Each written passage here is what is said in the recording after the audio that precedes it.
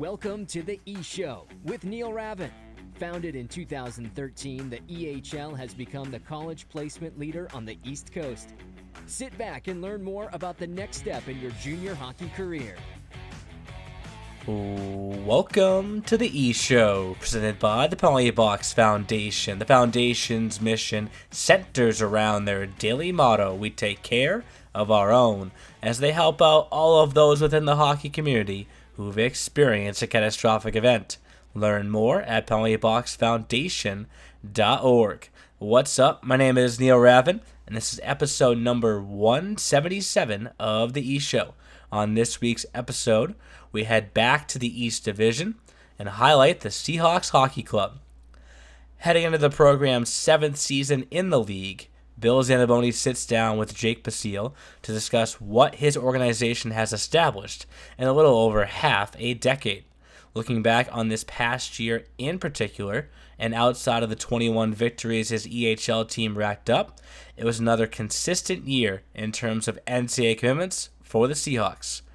With 10 additional advancements, Zaniboni has helped 66 players make their NCAA commitment to date, and history tells us that total will likely increase up to at least 75 during the upcoming 2023-24 season.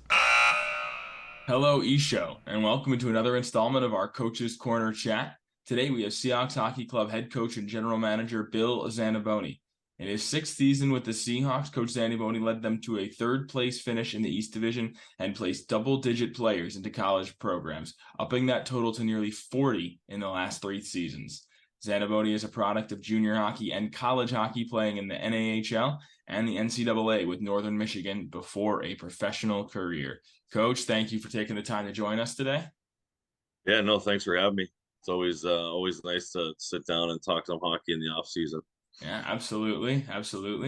And we'll start off with a little bit more of a negative. Unfortunately, the end of the Seahawks season this past year, pair of 4-2 games, each with an empty netter.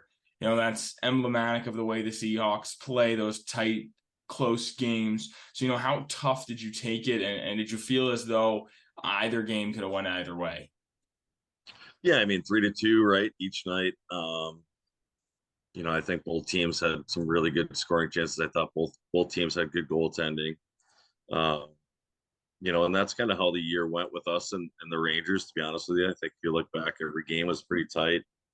I think the offense is there for both groups, right? But playoffs, I think some guys are, they don't want to make mistakes, and so they play a little bit more tight. But yeah, I mean, we're used to playing in tight games. Not that we're defensive minded, because we're definitely trying to get out of that old school era and let the guys play and be creative, but I think obviously with my background, like I'm okay with playing tight games, and I think it helps guys as they advance to be in those situations. Yeah, so between the last 2 seasons, it's been over 50 games that were decided by a single goal for the Seahawks. So do you think that's kind of become your identity? And do you like that as the Seahawks identity? Yeah, I mean, I'm fine with whatever, people want to perceive us as, right? I mean, our job is to make sure guys have a great experience and they're getting their foot in their door at the next level. I love the tight games to the point where I think it helps guys play in different situations become more ready to play in a college game. To get comfortable being uncomfortable, I think, is how you grow. And it's stuff that we talk about from day one here.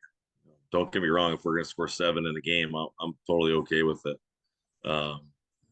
It just so happens like that's kind of been our MO, is we're usually a tough team to play against every night.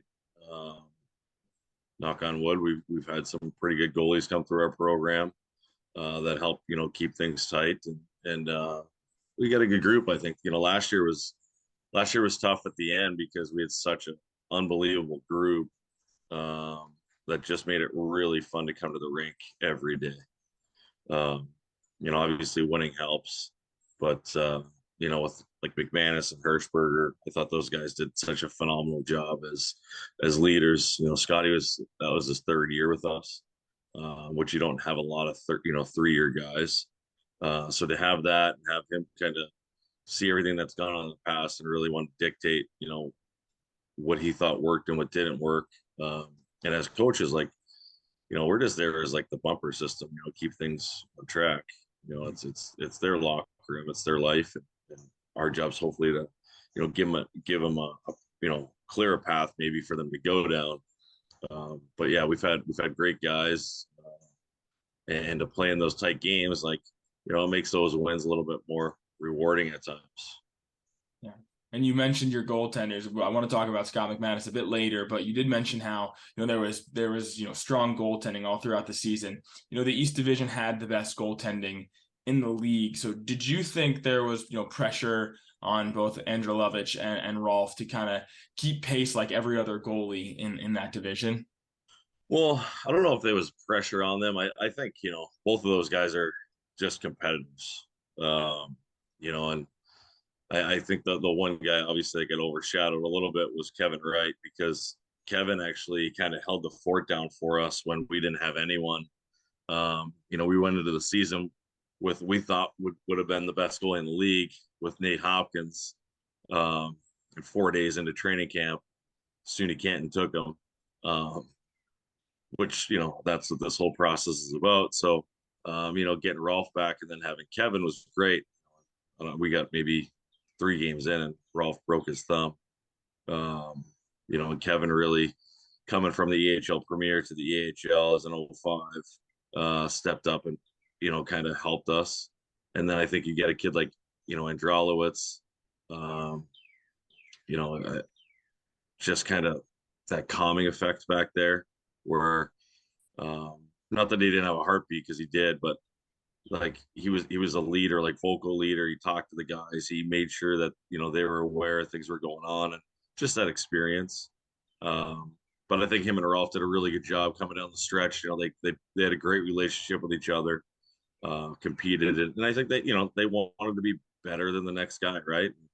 When you have that going on in your locker room, you can pretty much easily flip a coin and see who's going to play. Mm-hmm. So we were fortunate for that. And as far as the locker room goes, it wasn't a returner heavy team from the 21-22 season. So how long do you think it took before the team really started to gel both on and off the ice? Yeah, I would say, I mean, we probably didn't gel until probably November, Mm-hmm. to be honest with you. Get all the kinks out.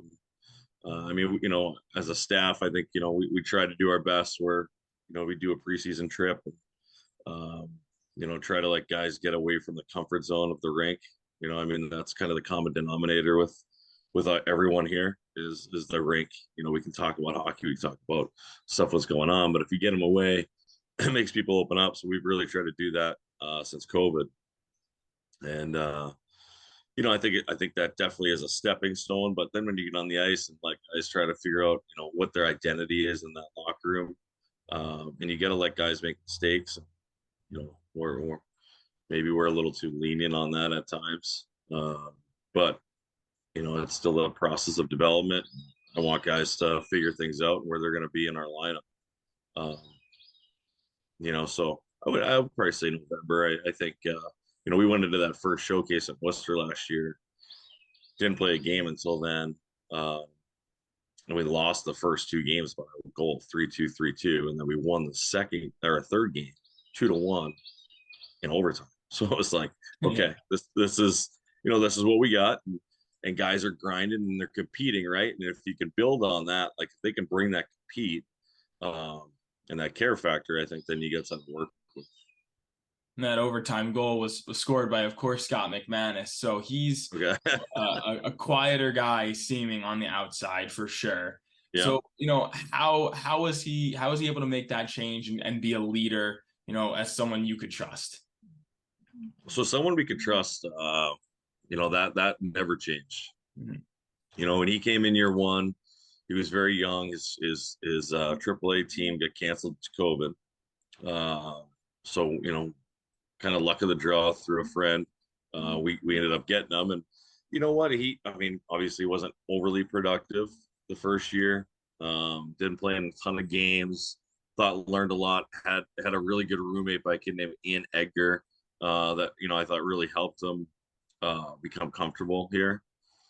And kind of Scott kind of took it from there. He didn't change his personality, which I love. I mean, he stayed the same kid every year he was here. Billy family loved him. People in the community loved him. He cared about guys, and I think the guys in the room knew that. I think that when they knew that when the puck was dropping, like Scott was going to be ready. He didn't have to amp up and yell at guys or anything like that. Like, he just talked to them like normal guys and get going. I thought that's where Hirschberger was awesome, where he was probably more vocal in the locker room, where Scott wasn't.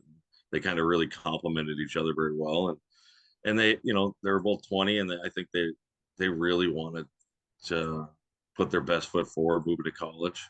So the communication with us and the staff was awesome between those guys. There's a lot of trust there. Yeah, absolutely. And yeah, Scott was a great kid, and we're gonna definitely miss him in this league for sure. And another big point and big additions for your team was obviously Andrew Lovich and Cade Herrera, both coming in the same day, making their debut on the 25th of October. So Herrera plays his first game and he scores 4 goals against the up in Laconia. What is going through your head? Yeah, I mean, I don't think he made a pass the whole game. And it was something that we joked about nonstop with Cade. Talk about like him and Scott McManus are best friends, and that's how we ended up with Cade. We recruited him all summer, and we were fortunate to get him. Unbelievable person, but loves to shoot the puck. And he, we got him around some guys that love to give him the puck. It worked well. I mean, I think the first time he stepped on the ice, Corey Ellerton, my assistant, came over and and he just said, like, hey, like, watch this kid stick. Like, his release point everything's in front of his body. Like, it's a lot different. We started watching some drills and we're like, yeah, he's plays with some pace, this could be good. And obviously 4 goals in his first game, probably wasn't going to keep that pace, but he did score. I mean, he scored like his first 10 games or something straight. And they weren't like, unbelievably pretty goals. He just, I mean, he loved to get the puck off his stick quick. And I thought it helped other guys see that too in the locker room, like younger guys. Like, oh man, we can just throw pucks on net. Sometimes good things will happen because we say it. Sometimes it goes on deaf ears. I know. I think he was like a goal per game for a solid like month at least. Yeah. Because I remember that November 30th game in Worcester. I think he had 12, and it was his 13th game with the team, and he scored on the power play in the first period. Yeah. I was like, all right, he keeps it going. He keeps it going. Yeah. So the other half of those 2 additions were Andrew Lovich, and we touched on this earlier. So obviously at a time where Rolf was hurt, what kind of immediate lift did Andrew give the team? Yeah, again, I thought he gave him that calming, I want to win mentality. Like, Andrew's a guy that is a true competitor. I mean, when you talk about winning, like he wants to win, he competes. Like the way he treats his body on and off the ice, doing the extra. I think guys see that stuff, and I think it leads into a ton of confidence. I think it gives him a ton of confidence on the ice. But I think when teams can play a little more free and try to make plays and try to push themselves to maybe get uncomfortable because they know they have a guy back there like that, I think is huge. And I thought he played the puck really well, which sometimes caught teams off guard. So I liked it. I liked Andrew coming in. I thought great mentorship for Kevin Wright as well. I keep bringing up his name. Just he's a kid that's been in our program since he was a youth player. Mm-hmm. So to kind of see him and do well, and to be able to have guys around him that continue to help him and challenge him, I thought Andrew and Rolf both did a fantastic job. I mean, Andrew won us games when he came, and you need a goalie to make those 2 to 3 saves. Maybe they shouldn't every game. So do you think that your background as a goaltender has helped you manage that position, especially in a year like this where you did have three playable goaltenders every day? Yeah, I think at times that helps me definitely manage it. I think at times probably it helps me overthink it, uh, um, and question myself a little bit. But we had our first year in existence. We had a kid named Brandon Collette and a kid named DJ Paxton, and it didn't matter how they played. The next guy was going the next night. So if you can, I think in the junior world, you're playing 50 games, you're skating an hour and 10 hour 20 maybe every day, plus you're doing goalie sessions. I mean, you have the availability to go. If you can get two guys to go, I think it's great. It saves guys mentally, um, and obviously physically. So sitting down and just being transparent with guys when they come in, I think obviously lays that foundation. And then I mean, you just got to go, through the numbers. This year I had to make a gut decision come playoffs. Um, but I mean, I think I can have really educated conversations with our goalies rather than maybe, I remember I played for guys that had no clue on the position and they would blame you for any kind of goal that went in, no matter what. I think that's where I differ. Talking to guys in practice, setting up drills, you know, for our guys. Um, but yeah, I think at the end of the day, it probably does help manage it a little bit. Like I said, at times probably makes me overthink it as well. You did mention the playoffs, and you played both goaltenders in that series. So, what was behind that decision, and was that difficult at all, or did you kind of know going in both guys were going to get a shot? Nope. I mean, I dissected it all, like went through the whole year with BJR, and I'm sure you guys know this stuff, but Andrew played every game this year against BJR in the regular season, and partially was that because Rolf was out. Um, and so we had a winning record against BJR this year in the regular season. But going into playoffs, Rolf was just like the hotter hand. And it wasn't that Andrew wasn't playing, but our wins were coming from Rolf. So, we got down to it. We diagnosed literally every single game, every goalie battle, who Rangers played, who we played, percentage of shots, where they were. We tried to do, our, I guess, most due diligence that we could to make the most educated decision, because players have the right to come in and ask what's going on, and if we can give them an educated answer and have a real adult conversation with people, then, things go a lot smoothly. But that literally came down to a gut because Rolf was the guy winning. And we knew going into Tewksbury, it's not the best place to play hockey games. We thought maybe if we could steal one, Andrew could come back at home and we'd have a good chance of closing something out. I don't know if you watched that series at all, but it was a 3-2 game. They scored a goal off of that Zamdor, and that was a big dictator for that series. When we came back at home, again, they're both good games. Rich does a good job. It's a really good team in our division.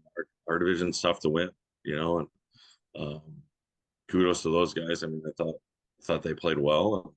I thought our guys did. I thought it was a really fun series to be a part of.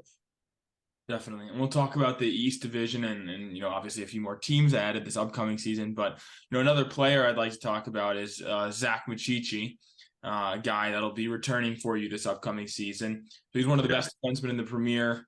And then he actually finished the season in the EHL. So, he was once described at Reading as like a hidden gem. So do you see him that way this upcoming year for you in the EHL? Well, I don't know if he's hidden anymore. I mean, we brought him up, sporadically at the start, had to work on some stuff and did a really good job for Coach Mike at the Premier level. Again, not a big vocal guy, led by example, hits hard, makes hard plays with the stick, competes. When I watched him play twice for Reading, And I think what high school games are like 45 minutes, I think. And Yeah, yeah. right. And both games I was there, he must have played 38. And I was in shock. For one, that he didn't get hurt, and for two, that a kid could log that many minutes. Yeah. And he kind of did the same thing for us in the premiere. Like he was averaging like 21, 22. You know, we had some injuries happen for us in the back end, concussions and stuff like that, where at the second half of the year we kind of needed him. And the kid deserved, like, not once did he ever open his mouth, not once did he ever have bad body language or complain. You know what I mean? Like guys that you want to see get rewarded, and an opportunity to open the door. He did it. Came in, ended up being partners with that at Jabran. So played, obviously good minutes because Jabran played good minutes. And I thought he did great. I mean, I thought he was, he was very calm. He wasn't nervous. Did a good job, and we're looking forward to Zach to play, good minutes for us. Be really good in the D zone. He does want to help out offensively. He showed attributes of that last year. So I'm excited about him. Yeah, I think we might have ruined that hidden gem comment just because, we brought him up to play the second half of the year. If we didn't, then that's a possibility. But I think as a coach, it's always nice to know coming in, like, all right, we have a guy that logged good minutes for us and, understands what we're doing. Sure, he still could surprise some people next year for sure. Yeah. Yeah. Maybe, I would love it. I think he's going to be really successful, and he's a great kid. So yeah, definitely. Good family too. I met his dad at one of our games, so he's nice people. Yeah, awesome. Yep. So his D partner in the EHL you mentioned was Jabron, and he'll be heading off to Lake Forest College. He kind of took the league by storm this year with the points that he put up, and especially the assists. He doubled his point total from 21-22. So he was third in the league in assists as a D-man. So what growth did you see in him between the 2 years? Well, the first year he was a forward. That'll do it. So he's a forward at Millbrook. Came in here as a forward, and the one thing that I think everyone talks about when they watch him is his skating. He's very smooth. Literally, it doesn't show like he has any effort going on. And then he kind of just walks around guys when he wants to. So about Christmas time last year, maybe end of January, he came in and said, "Hey, coach, like I think I could help out our D corps." And we kind of chuckled and had a funny conversation about it, where he's not a very big guy, but he's very elusive and has some really good deception and coming back retrieving pucks. And all right, some stuff made some sense in the conversation, so we tried it. First game was in Worcester. And right after the game, like people Al called me from UMass Boston. It's like, where did you get him?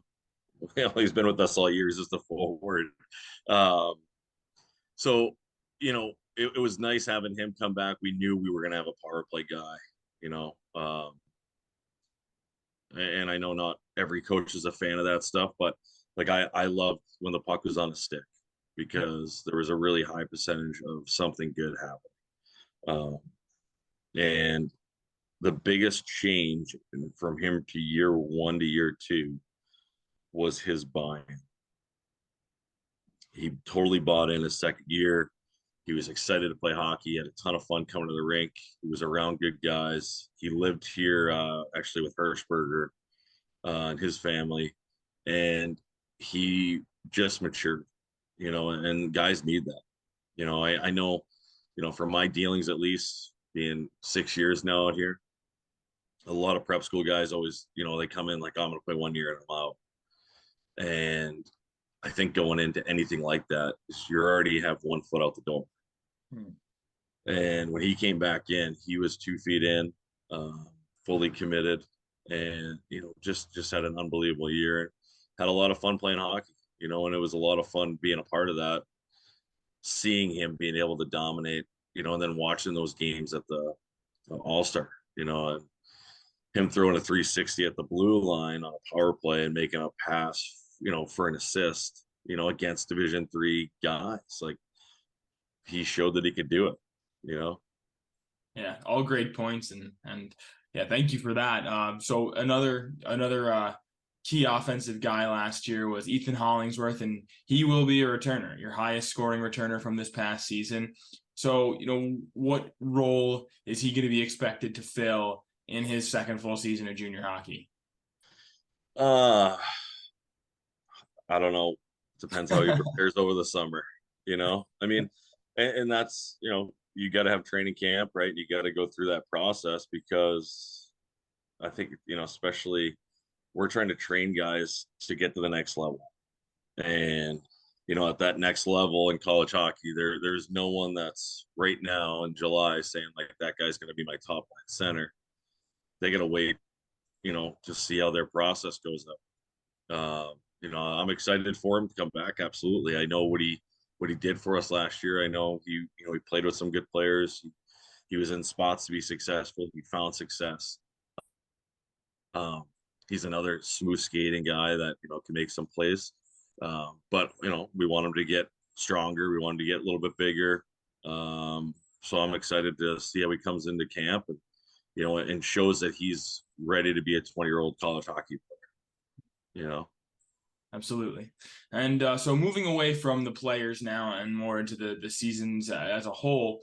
So, you definitely had a front-loaded season last year, just 7 games in between February and March. So I know you said you're not a plan guy last year. So Yeah. was that according to plan, or did that just happen? No, it just happened, to be honest with you. Okay. And I mean, I guess we really didn't think about it until Christmas break, or it shouldn't even been that. It was a showcase down in Connecticut. Mike and I were sitting in the hotel room, and we had to go back from Connecticut, and then we had to go up to Burlington, Vermont. I'm sorry, not to Burlington, to Seacoast.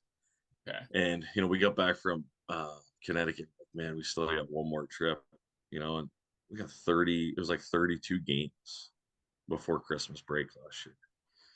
So you could really see it in that showcase in Connecticut. Like, guys were, our top guys that played a lot, Hirschberg, McManus, Herrera, like those guys were starting to filter down. And to the point where we had conversations with those guys about, maybe having some less ice time, coming down that stretch. So, yeah, I mean, it wasn't planned. Definitely probably was tough on guys, but that's life. That's adversity, and if that's the worst thing that happens to guys in a year, then they're having a great year. This year, I think it's like almost split down the middle. I haven't even gone through it yet, but I think it's almost split down the middle. So Yeah, I looked, and as far as like between that February and March time, it's a lot more than the 7 from yeah, last season. I think it's like 7 in February alone. So but we were healthy. We were healthy going into the playoffs and down that stretch. Um, but I think more games towards the end could be beneficial to just kind of keep that flow going. So looking ahead to next season, more showcases, more teams than ever, and 2 of them in your division. How do the Seahawks stay on top of it all? Yeah, I don't know. I mean, just worry about us, right? Focus on what we can do, and make sure our guys are going in that right direction. At the end of the day, it's whether we stay on top of it or we're on the bottom of it. If that's obviously will be due time, but as long as we're getting our guys to school and promoting them, then it's a successful season for us.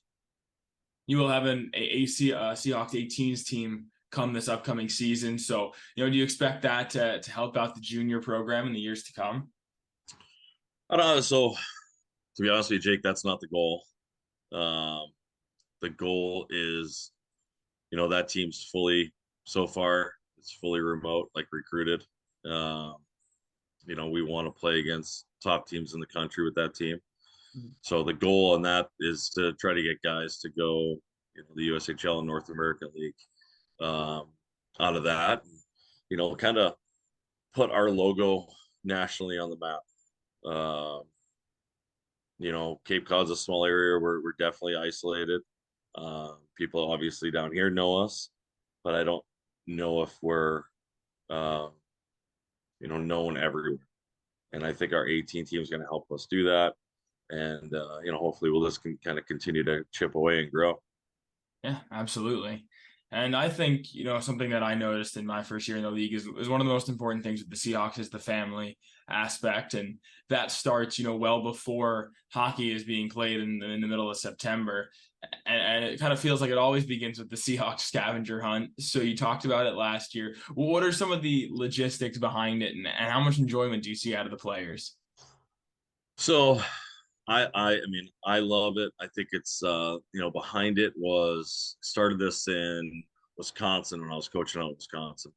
Um, it's a great way for a bunch of, you know, 18 to 20-year-old kids moving to a new community to get out to see the community, see what it's about, and to get out and meet people in the community. Um, and show like, we're more than just athletes. Mm. Um, so we make them, do the fire hall, we make them do the police stations. They gotta pump gas for random people, they gotta put groceries away for for people in the neighborhood. And I think it's just a nice way to give back, and it's really something that's big for us. Um, for myself and Mike, and obviously Mr. Collette and Coach Sherman, and like giving back to the community that we've kind of, I mean, we've been established now for 6 years and on this island, and we want to make sure that everything's in good faith, and that we're doing our best to be a good member of society down here with whatever kids that we bring and the culture that we have. Mhm. And it's at the end of the day, man, we're just a bunch of guys doing something that we love to do, or we're fortunate enough to do. But at the end of the day, it's all gonna lead to beer league.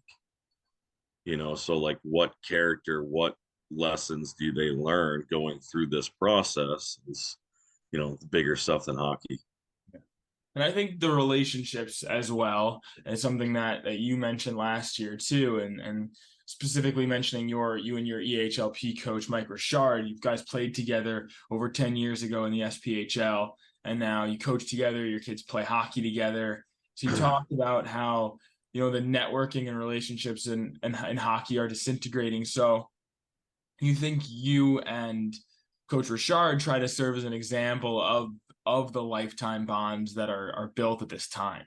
Yeah, I definitely think that it's something that the kids see.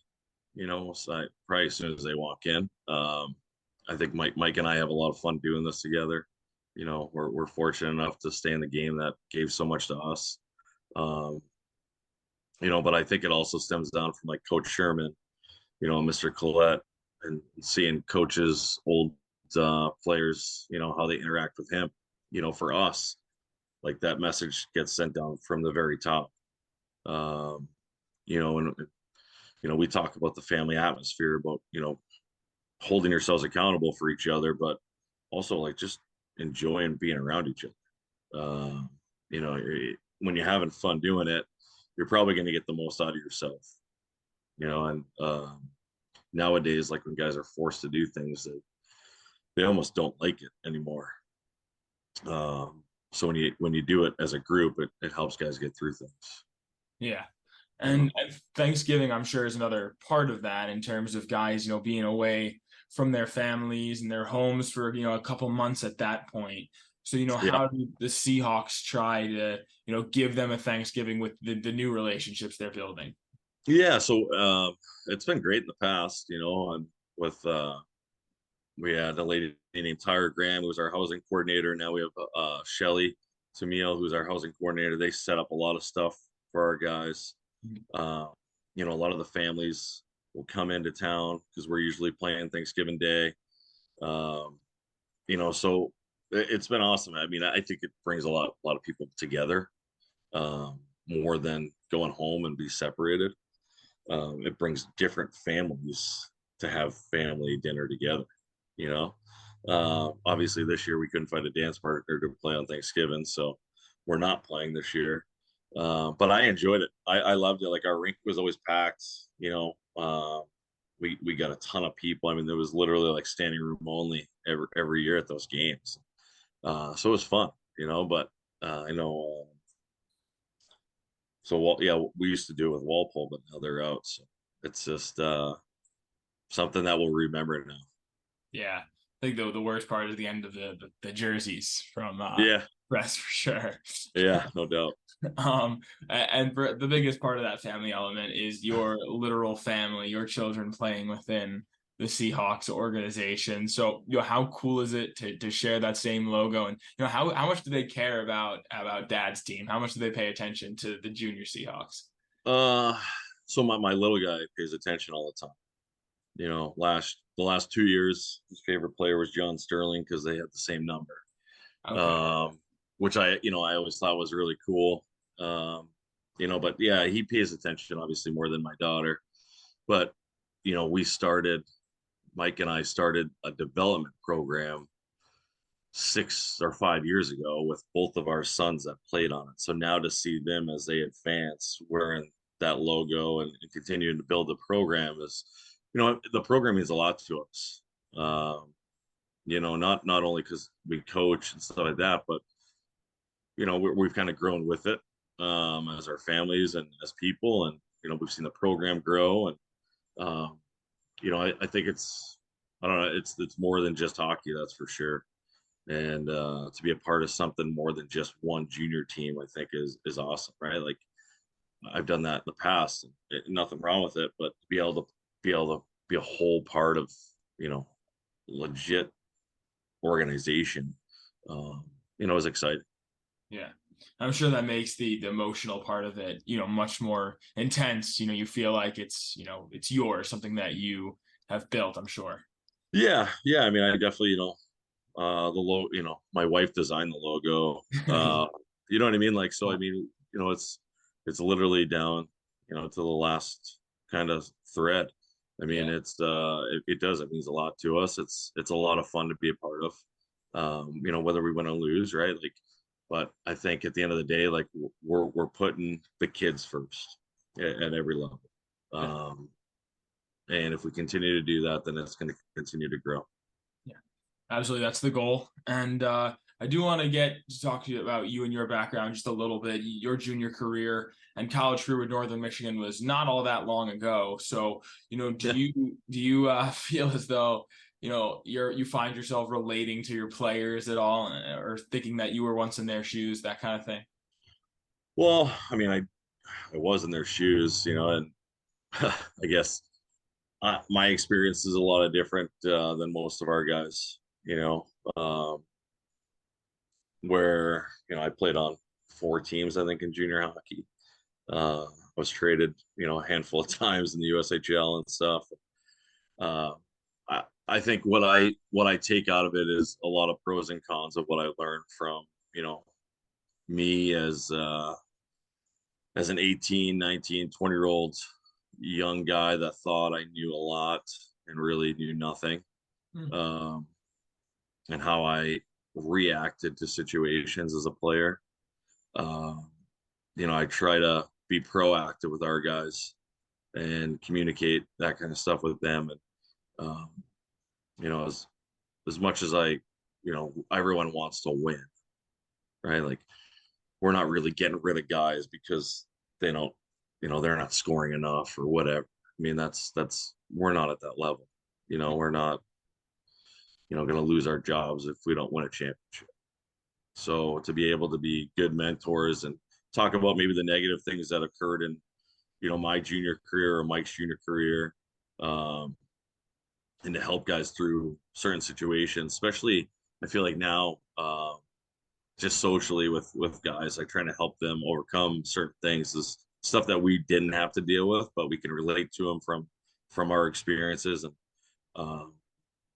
hopefully put them in a good mental state. Definitely. And post college, you had a pro career, which you capped off with Coach Richard in the Yeah. 2010-11, and where you won a title in the SPHL with the Mississippi Surge. So, where does that rank in your favorite years of playing hockey? I don't know. So the funny thing about that is I didn't play that. I was coaching. I was coaching in Bozeman, Montana. And I just couldn't take, like, I was a first year head coach, and I couldn't take not having an outcome on the game. Like, sitting as a coach, like, you want these certain things to happen, right? And I made a phone call like Christmas time back to our coach, Stefan Walby, and just said, hey, like, if we don't make playoffs, is there any way I can come back and try to play? Now, I'm already in coach mode where, I'm not at the gym. I'd never put on those pads again. And he called me back and said, yeah, we could use you. Come on down. So I went down, and I had to play in like the last 9 games of the regular season to be playoff rostered. And then I played through the playoffs. So it was, yeah, we did win together. It was awesome. And I still kind of shocked at myself to be able to not play for a year and then put on my gear and win. It was an unbelievable experience. There was a lot of things that happened. Like, we found out that my wife Kim was pregnant with our son that year. So it was a big year for us. You know what I mean? Like, husband and wife traveling across the country, find out you're going to become parents, win a championship. It was awesome. And to be honest with you, I probably would have still been playing if they didn't. We won the championship and they fired our coach after. And if they didn't fire him, I probably would have played another year and left coaching. So, everything happens for a reason. Yeah. No, I was grateful for the opportunity. It's definitely up there for sure. And the years, it was only about 2 months. Yeah. So. And don't forget to mention that you had a .942 save percentage despite not playing for an entire year. So that's pretty impressive in itself. Yeah, no, it was fun. A lot of hunger, right? Yeah. Just missing it. So it was good.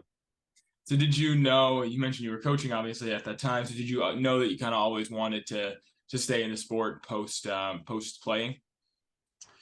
Yeah, I think so. I mean, I started doing like counseling at camps, like for little kids when I was, 14, 15, being a junior counselor and stuff. And I always really enjoyed, being around it.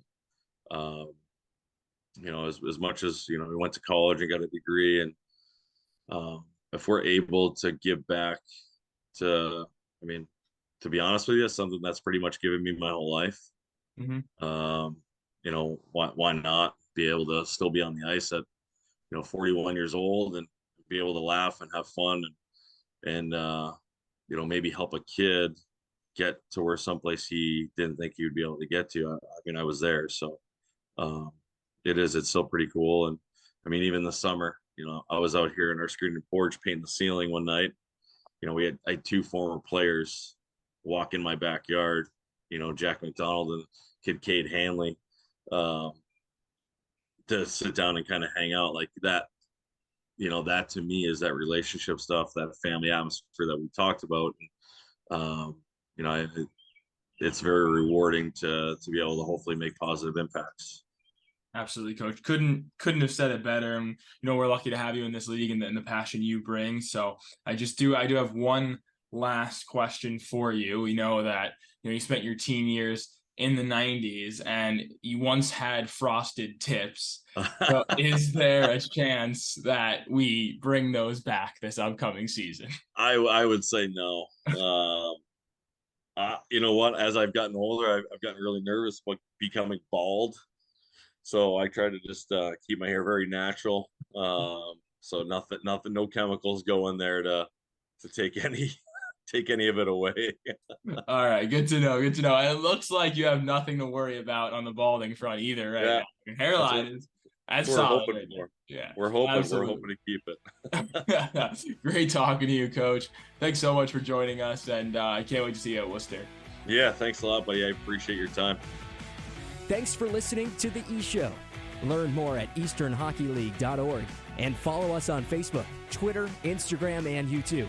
Also, be sure to subscribe and get notified when next week's podcast is released.